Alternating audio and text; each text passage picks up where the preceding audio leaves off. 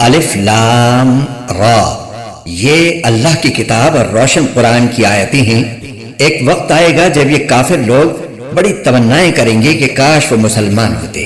اے پیغمبر، انہیں ان کی حالت پر چھوڑ دو کہ یہ خوب کھا لیں، مزے اڑا لیں اور خیالی امیدیں انہیں غفلت میں ڈالے رکھیں، کیونکہ عنقریب انہیں پتہ چل جائے گا کہ حقیقت کیا تھی۔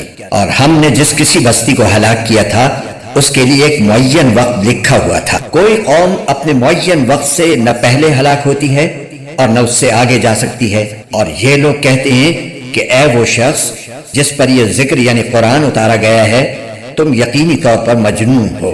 اگر تم واقعی سچے ہو تو ہمارے پاس فرشتوں کو کیوں نہیں لے آتے؟ ہم فرشتوں کو اتارتے ہیں تو برحق فیصلہ دے کر اتارتے ہیں، اور ایسا ہوتا تو ان کو مہلت بھی نہ ملتی۔ حقیقت یہ ہے کہ یہ ذکر یعنی قرآن ہم نے ہی اتارا ہے اور ہم ہی اس کی حفاظت کرنے والے ہیں۔ اور اے پیغمبر، ہم تم سے پہلے بھی پچھلی قوموں کے مختلف گروہوں میں اپنے پیغمبر بھیج چکے ہیں، اور ان کے پاس کوئی رسول ایسا نہیں آتا تھا جس کا وہ مذاق نہ اڑاتے ہوں۔ مجرم لوگوں کے دلوں میں یہ بات ہم اسی طرح داخل کرتے ہیں کہ وہ اس پر ایمان نہیں لاتے، اور پچھلے لوگوں کا بھی یہی طریقہ چلا آیا ہے۔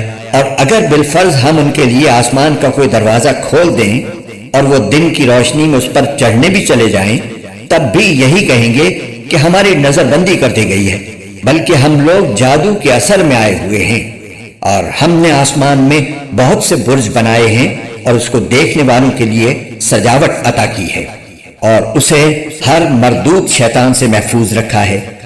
البتہ جو کوئی چوری سے کچھ سننے کی کوشش کرے تو ایک روشن شعلہ اس کا پیچھا کرتا ہے۔ اور زمین کو ہم نے پھیلا دیا ہے اور اس کو جمانے کے لیے اس میں پہاڑ رکھ دیے ہیں، اور اس میں ہر قسم کی چیزیں توازن کے ساتھ اگائی ہیں، اور اس میں تمہارے لیے بھی روزی کے سامان پیدا کیے ہیں اور ان مخلوقات کے لیے بھی جنہیں تم رزق نہیں دیتے۔ اور کوئی ضرورت کی چیز ایسی نہیں ہے جس کے ہمارے پاس خزانے موجود نہ ہوں، مگر ہم اس کو ایک معین مقدار میں اتارتے ہیں۔ اور وہ ہوائیں جو بادلوں کو پانی سے بھر دیتی ہیں ہم نے بھیجی ہیں، پھر آسمان سے پانی ہم نے اتارا ہے، پھر اس سے تمہیں سیراب ہم نے کیا ہے، اور تمہارے بس میں یہ نہیں ہے کہ تم اس کو ذخیرہ کر کے رکھ سکو۔ ہم ہی زندگی دیتے ہیں اور ہم ہی موت دیتے ہیں، اور ہم ہی سب کے وارث ہیں۔ تم میں سے جو آگے نکل گئے ہیں ان کو بھی ہم جانتے ہیں، اور جو پیچھے رہ گئے ہیں ان سے بھی ہم واقف ہیں۔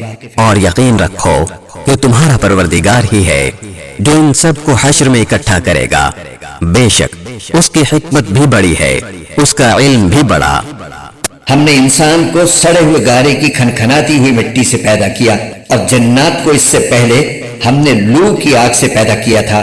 اور وہ وقت یاد کرو جب تمہارے پروردگار نے فرشتوں سے کہا تھا کہ میں گارے کی کھنکھناتی ہوئی مٹی سے ایک بشر کو پیدا کرنے والا ہوں، لہٰذا جب میں اس کو پوری طرح بنا لوں اور اس میں اپنی روح پھونک دوں تو تم سب اس کے آگے سجدے میں گر جانا۔ چنانچہ سارے کے سارے فرشتوں نے سجدہ کیا سوائے ابلیس کے کہ اس نے سجدہ کرنے والوں میں شامل ہونے سے انکار کر دیا۔